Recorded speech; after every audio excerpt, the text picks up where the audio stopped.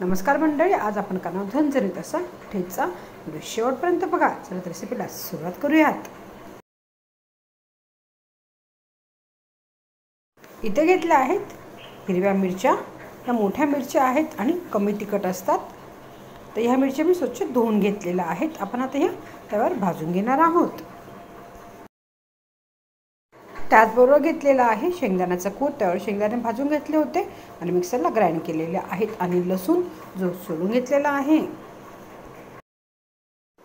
सर्वात आधी बिना तेल टाकता तव्यावर दोन्ही साईडनी मिरच्या थोड्या भाजून घेणार आहेत. मिरचीचे देठ काढलेले नाही आहेत आणि काय होणार आहे, मिरची पलटायला आपल्याला सोपं जाणार आहे. आता ह्या मिरच्या एका साईडने मी थोड्या भाजून घेते. एका साईडने थोड्याशा मिरच्या भाजल्या की ह्या पलटून घेणार आहे आणि दुसऱ्या साईडने सुद्धा बिना तेल सोडता आपण ह्या भाजून घेणार आहे. आणि मिरच्या दोन्ही साईडने थोड्या भाजल्या गेल्या का मग परत एकदा आपण तेल सोडून 2 ते 3 मिनिटं ह्या तेलावर भाजून घ्यायच्या आहेत.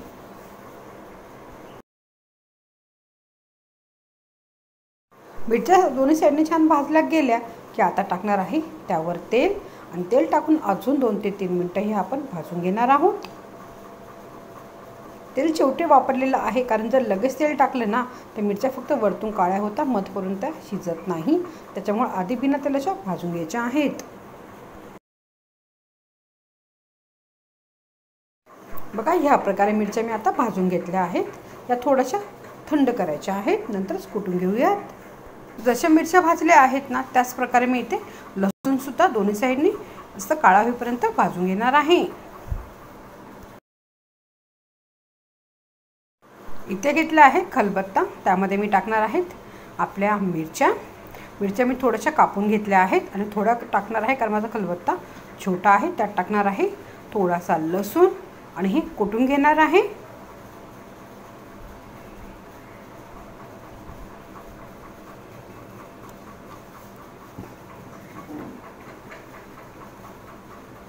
तर अशाच प्रकारे थोडा जाडसर असा ठेचा मी कुटून घेते.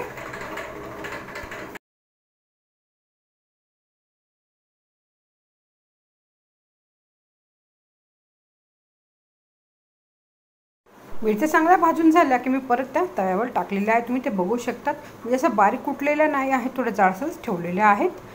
त्यावर टाकणार आहे थोडंसं तेल आणि दोन्ही साईडने छान खरपूस होईपर्यंत ह्या फ्राय करून घ्यायचं आहे. ठेचा थोडा फ्राय झाला की त्यात टाकणार आहे चवीनुसार मीठ. मिक्स करून घेणार आहे.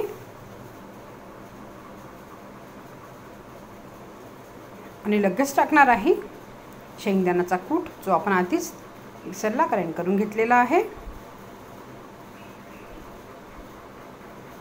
आणि अजून फक्त 2 ते 3 मिनिटं ठेचा परतून घेऊ.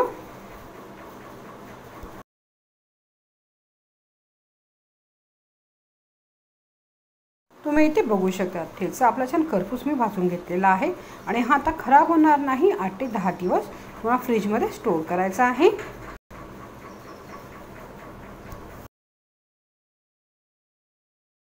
इथे आपला झणझणीत ठेचा खाण्यासाठी रेडी झालेला आहे.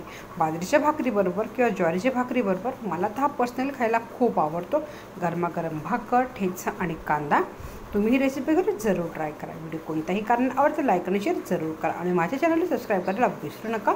नवमीच किचन मराठी बघितल्याबद्दल धन्यवाद.